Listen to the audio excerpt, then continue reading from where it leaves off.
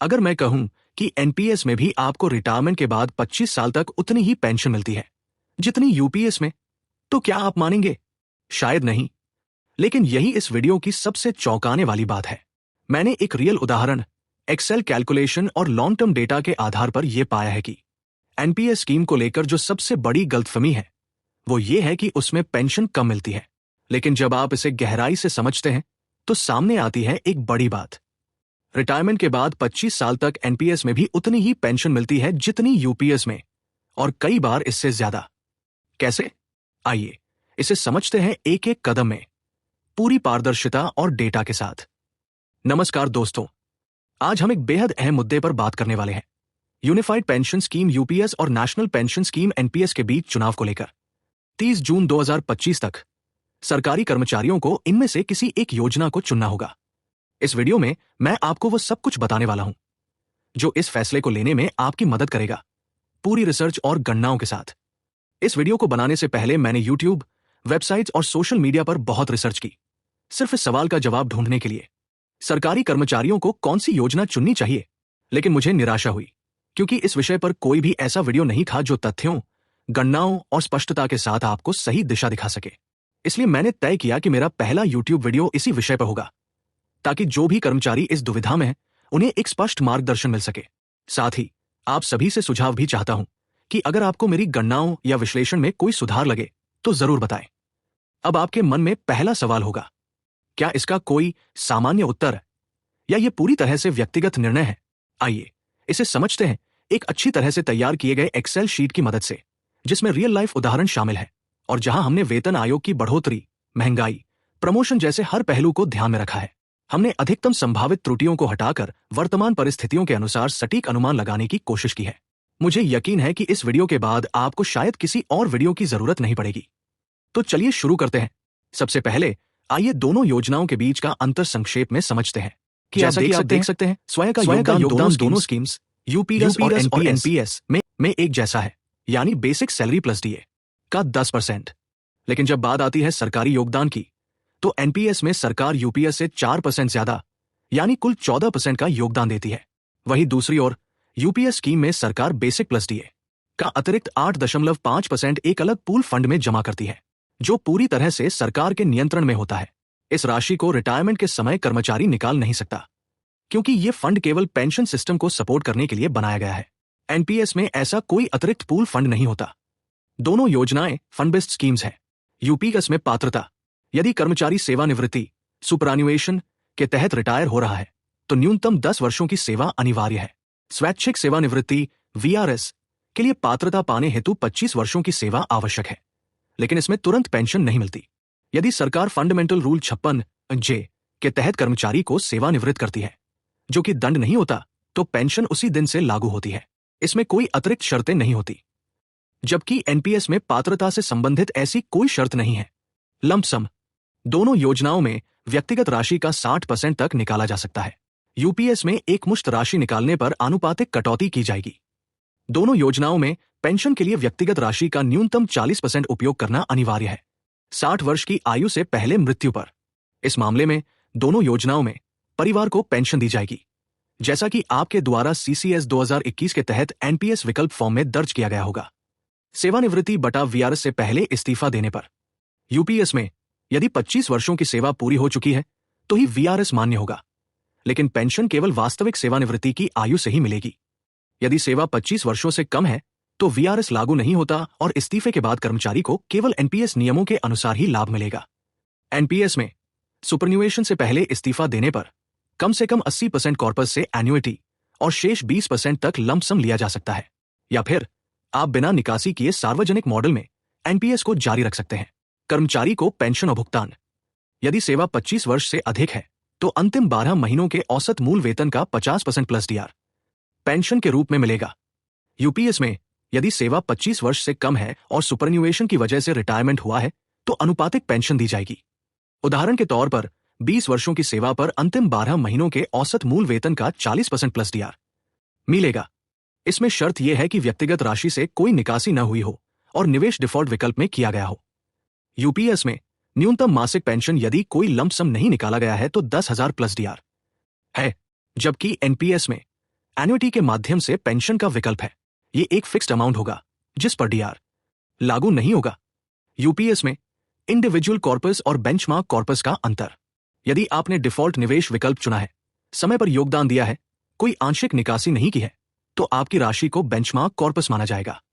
यदि आपने आंशिक निकासी की है या डिफॉल्ट के अलावा किसी और योजना में निवेश किया है, तो आपकी इंडिविजुअल कॉर्पस बेंचमार्क कॉर्पस से कम या ज्यादा हो सकती है। यदि आईसी बीसी से कम है और आपने शेष राशि जमा नहीं की, तो अंतिम भुगतान में कटौती की जाएगी। यदि आईसी बीसी से ज्यादा है, तो आपको अतिरिक्त लाभ मिलेगा। निवेश विकल्प। आप दोनों योजनाओं में निवेश विकल्प के रूप में LC 50, LC 25 या 100% सरकारी बांड चुन सकते हैं। परिवार को पेंशन।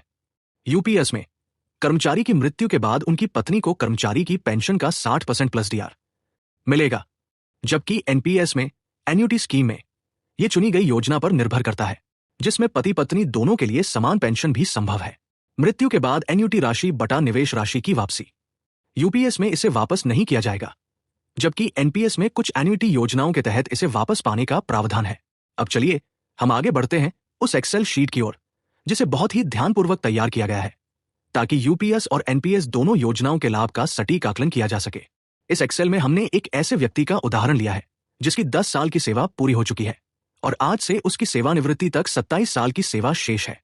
उसकी वर्तमान बेसिक सैलरी 65,200 रुपए है और हमने उसमें 100% बेसिक प्लस 55% डीए यानी कुल 155% का मल्टीप्लिकेशन फैक्टर लिया है। इस अनुमान में हमने हर साल बेसिक में 3% वार्षिक वृद्धि और प्रमोशन के रूप में अतिरिक्त 3% की बढ़त मानी है। साथ ही हमने 2026, 2036 और 2046 में होने वाले पे कमीशन में 60% डीए को बेसिक में मर्ज कर दिया है और एक नए पे basic plus DA multiplication factor के रूप में 1.84 लिया है, जो कि 7वें वेतन आयोग के समान 15% की वृद्धि होगी। पे कमीशन लागू होने के बाद डीए रीसेट होकर 0% से दोबारा शुरू होता है, यानी बेसिक को फिर से 100% माना गया है। हर साल 4.8% की दर से कंपाउंडेड डीए को भी ध्यान में रखा गया है। इन सभी अनुमानों के आधार पर 27 साल बाद सेवानिवृत्ति के समय कर्मचारी की अनुमानित बेसिक सैलरी 9,85,859 रुपए और एक साल पहले 9,57,145 रुपए आती है। उस समय का कुल बेसिक प्लस डीए जोड़कर 12,46,296 रुपए होता है। अब आइए एनपीएस पेंशन की गणना करें। हमने ये माना है कि कर्मचारी के पास आज की तारीख में टियर 1 कॉर्पस 28 लाख रुपए 50,000 है। अब हर साल के लिए जो बेसिक प्लस डीए हमने कैलकुलेट किया है, उसका 24% हिस्सा 10% कर्मचारी से और 14% सरकार से लेकर 12 से गुणा करके वार्षिक योगदान निकाला है। इस तरह हमने पूरे 27 वर्षों के लिए साल दर साल योगदान और ब्याज को जोड़कर एनपीएस कॉर्पस का अनुमान लगाया है। अब हमने एनपीएस कॉर्पस की गणना कैसे की? यह 2 का कॉर्पस यह 1 के अंत में बची राशि प्लस यह 1 पर मिलने वाला ब्याज प्लस ईयर 2 में कुल जमा की गई राशि प्लस ईयर 2 के योगदान पर 6 महीने का औसत ब्याज। यहां ईयर 2 के योगदान पर 6 महीने का ब्याज इसलिए जोड़ा गया है क्योंकि पूरे साल के योगदान की औसत अवधि यानी एवरेज टाइम पीरियड 6 महीने मानी जाती है। समझ नहीं आया? कोई बात नहीं, चलिए इसे एक आसान मेथड से समझते हैं। मान लीजिए ईयर 2 की गणना जनवरी से दिसंबर तक की जा रही है। जनवरी में जो योगदान हुआ वो पूरे 12 महीने रहा, फरवरी वाला 11 महीने, मार्च वाला 10 महीने और दिसंबर का योगदान सिर्फ 1 महीने रहा। तो साल भर के औसत समय के हिसाब से हमने इसे 6 महीने का औसत योगदान माना है। तो दोस्तों, जब हमने इस तरह से 27 वर्षों के लिए गणना की तो हमारे एनपीएस कॉर्पस की राशि होती है 13,03,33,672 रुपए, अगर हम हर साल औसतन 9.5% का रिटर्न माने। अब मैं इस कॉर्पस से 40% अनिवार्य एन्युटी में लगाऊंगा, जिसकी रिटर्न दर लगभग 8.3% है। ये परचेज प्राइस की वापसी के बिना है, ताकि हम यूपीएस से तुलना कर सके। बाकी के 60% हिस्से को लमसम के रूप में निकालूंगा और इसे हाइब्रिड फंड या मॉडरेट फंड में निवेश करूंगा, जहां औसतन 10% रिटर्न की उम्मीद होती है। आप चाहे तो इस रकम को एनपीएस में ही 75 वर्ष की उम्र तक बनाए रख सकते हैं और समय समय पर जैसे मासिक, त्रैमासिक या वार्षिक निकासी कर सकते हैं। और सबसे बड़ी बात, ये टैक्स फ्री रहेगा। अब हम यूपीएस की पेंशन की गणना करेंगे, जो औसत बेसिक वेतन और डीए के आधार पर होगी, और उसमें एनपीएस से मिलने वाली एन्युटी और लंपसम से निकासी को एडजस्ट करेंगे ताकि यूपीएस जैसी पेंशन मिले। अब देखते हैं एनपीएस से यूपीएस के बराबर पेंशन कितने वर्षों तक मिलती है। यहां हमने ये भी ध्यान में रखा है कि यूपीएस में सेवानिवृत्ति के समय जो लंपसम राशि मिलती है वो लगभग 7 महीने के बेसिक प्लस डीए के बराबर होती है, जिसे हमने एनपीएस लंपसम से 30% टैक्स काटकर घटाया है, क्योंकि आमतौर पर सेवानिवृत्ति के समय कर्मचारी 30% टैक्स ब्रैकेट में होता है, विशेष रूप से 300 दिन की अर्जित छुट्टी के एनकैशमेंट और अन्य रिटायरमेंट लाभों की वजह से। जब हमने गणना की तो पाया कि एनपीएस से यूपीएस जैसी पेंशन लगभग 27 वर्षों तक मिल सकती है, ये मानते हुए कि रिटायरमेंट के बाद कोई नया वेतन आयोग नहीं लागू होगा और केवल डीए को बेसिक में जोड़ने का साधारण समायोजन किया गया है। तो अगर आप अपनी जीवन प्रत्याशा 85 वर्ष या कम मानते हैं तो एनपीएस आपके लिए लाभकारी हो सकता है, लेकिन अगर आप सोचते हैं कि आप 85 साल से ज्यादा जी सकते हैं तो यूपीएस ज्यादा लाभदायक हो सकता है। धन्यवाद दोस्तों, आशा करता हूं कि मैंने इस वीडियो में पूरी कोशिश की है आपको सही जानकारी देने की। आपके कोई भी सवाल हो तो कृपया कमेंट में जरूर पूछें, मैं अपनी पूरी जानकारी से उत्तर देने की कोशिश करूंगा। डिस्क्लेमर, ये कोई आधिकारिक वीडियो नहीं है, ये मेरे निजी अनुभव और विश्लेषण पर आधारित है, अतः वास्तविक परिणाम अलग हो सकते हैं। कृपया सटीक जानकारी के लिए सरकारी सर्कुलर या अधिसूचनाओं को अवश्य देखें।